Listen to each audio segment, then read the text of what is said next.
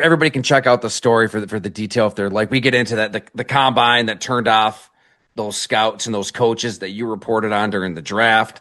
They thought that he was mentally frail, or he gets into just being deathly ill from food poisoning and oversleeping, and he lost 10 pounds. It was a total nightmare. Escaping South Central LA, really that thin line between life and death. He lived it up close. Much different world in Green Bay, Wisconsin, than what he witnessed on a day-to-day basis.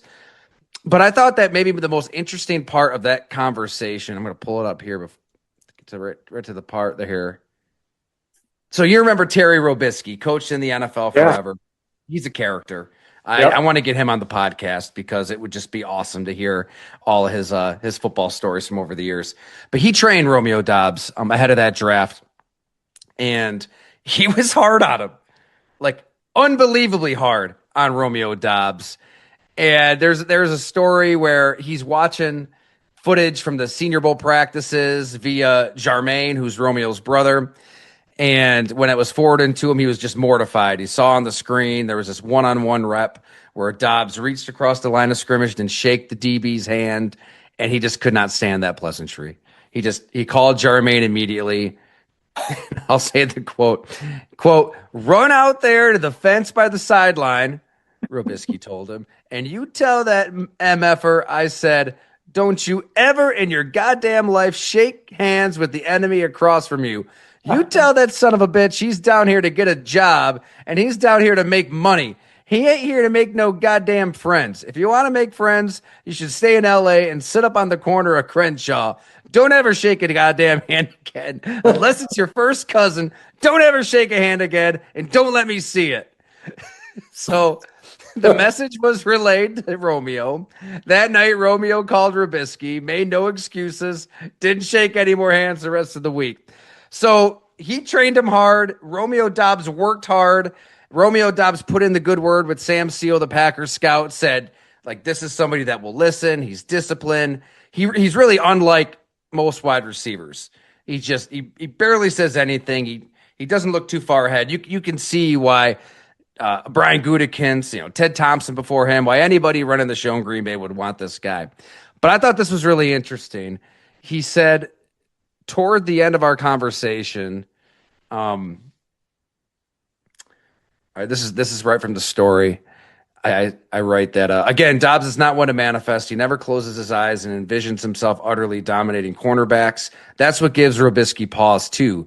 Deep down in his heart, he isn't sure if Doubs has the confidence to be a Sterling Sharp, a James Lofton, a Devontae Adams. If those receivers are 10s, he calls Doubs an 8.5 because he's not sure the receiver has the confidence to say point blank, I'm going to the Hall of Fame. Quote, I think he's just playing the game to catch a lot of balls to help the Packers win.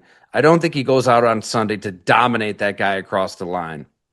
And then he brought up the Senior Bowl handshake again. Quote, the other group of guys I just called for you, they ain't shaking nobody's hand. They're kicking people's ass. I don't care if it was Deion Sanders or Rod Smith, Charles Woodson. They're going to beat his ass in the ground, and they're going to put a dagger in your heart. James Lofton would put a dagger in your heart. Devontae Adams today is still putting the fear of God in people. I think that Romeo Doubs goes out there with a mindset of, I'm going to bust my ass. I'm going to do what I got to do today to help my team win the game. I don't think he'll go into a game and say, I'm going to catch 11 for 192 and 2 touchdowns. I'm going to destroy this boy. He takes his time, and he lets the game come to him, end quote. Long-winded way of saying, in this Dallas game, I saw some attitude out of Romeo Doubs from afar that I haven't really noticed, right? I think he's getting older. He's getting more experienced. He's getting more confident. You saw him after that third touchdown. He's putting up, that's 3. There was one part before the commercial break. I don't know what he was pissed off at. He's losing his mind at somebody or something. There's been a lot more emotion out of Romeo Doubs, a lot more alpha. I mean, you can see Jordan Love goes to him in some pretty big spots. And I think it's great. You draft all these receivers, and they all can do different things. At the end of the day, if you're Green Bay, 3rd and 8, everything on the line, you've got to have a dude out there who's going to win one-on-one, and you're going to go to him in a big spot. Out of the whole collection of receivers, he is that receiver for Green Bay. So maybe in his own roundabout way, he's getting to that place that Terry Robisky would like to see Romeo Doubs get to, where, no, he's not shaking hands. He wants to reach into your chest and grab your heart and then stomp all over it.